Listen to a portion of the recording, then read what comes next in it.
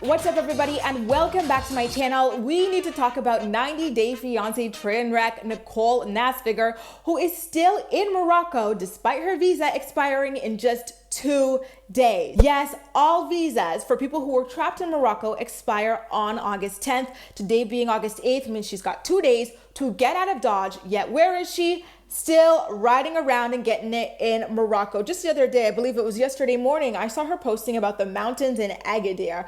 I was like, you should be packing your damn bags. Who cares about the mountains when you are long overdue to return home? Not only is she this close to overstaying her visa, which means that she's going to be fined about 110 US dollars, but the cost of her going back to America has doubled because she refused to get onto one of those repatriation flights that America had been offering its citizens. Way back in March, the American embassy started offering Americans flights that cost $1,500, not even up front, but on the back end. She could have gotten on a payment plan, interest free, blah, blah, blah, to pay that back and just go back home, go back to her daughter. No, she decided to stay in Morocco. And since she turned down those flights, they're like, listen, at this point, you are there for leisure, so you have to take care of your own return flight home. We tried to help you, but you did not want our government help. So now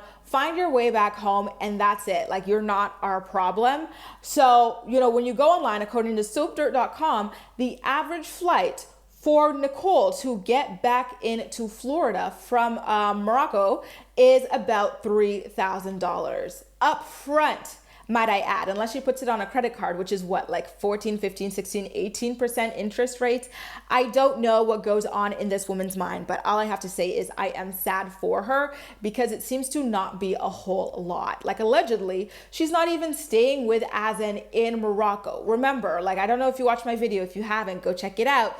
Apparently, Azan has been married this entire time, and that's why he has not married Nicole. He's alleged to be married to his cousin and alleged to also be the father of at least 2 children.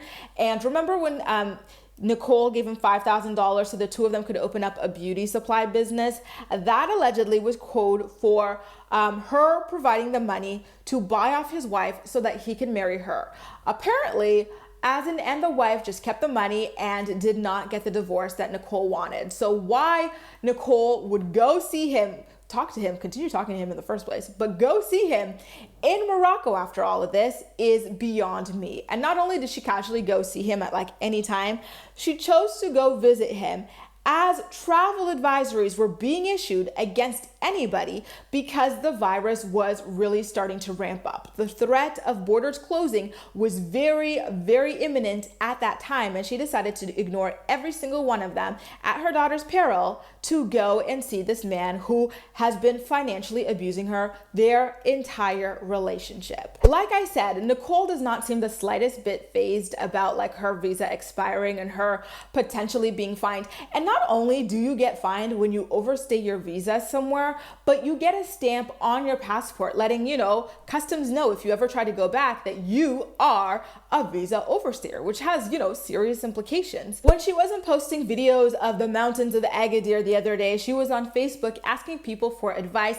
It seems as though one of her flights was canceled when she attempted to go back to the United States. So let's get into what it was that she was asking people on Facebook. These screenshots come from soapdirt.com, which is one of the best sources for 90-day fiance news. If you don't read them, you definitely should add them to your list. So her first post reads, and I quote, "Has anyone traveled from a different city to Casablanca for their flight since they closed Casablanca from traveling in or out? What did you have to get to travel to Casablanca? Something from the police or from American Embassy? Thanks."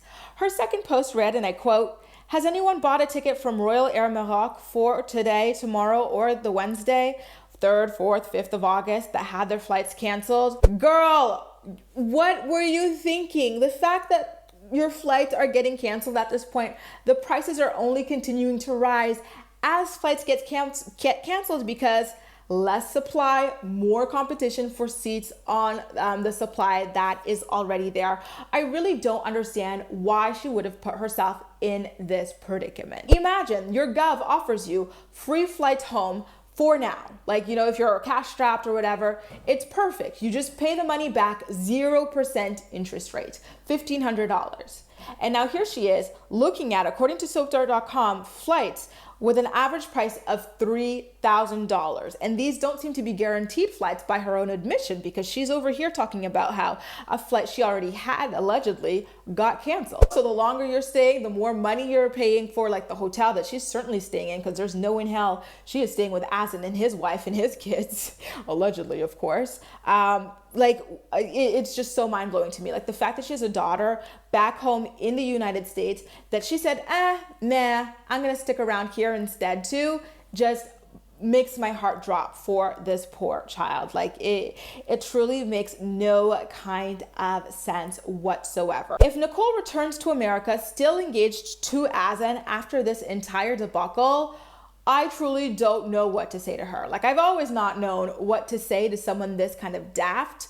But at this point, like having seen for her own eyes that like in the middle of like the world stopping, your man was not there for you. You had to be on your own in his country.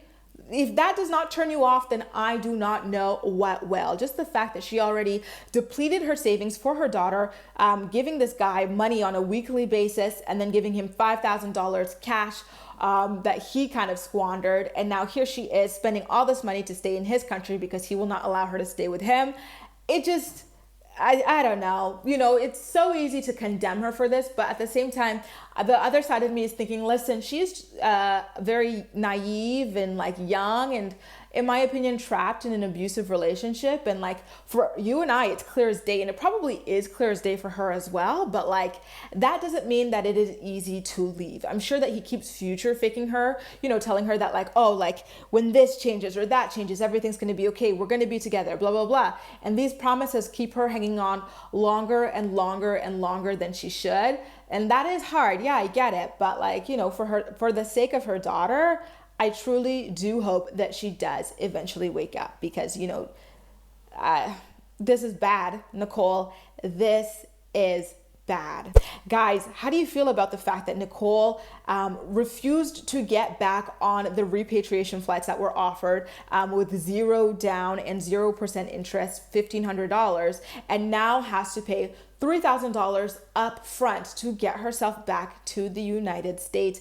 And, you know, the fact that it seems as though she might not make it there before her visa expires. It's only 2 days out, and she seems to be very laissez-faire about the whole thing. Let me know all of your thoughts and opinions in the comment section down below, and as usual, we'll chat. That's all for now. Thank you so much for watching, and I'll see you next time.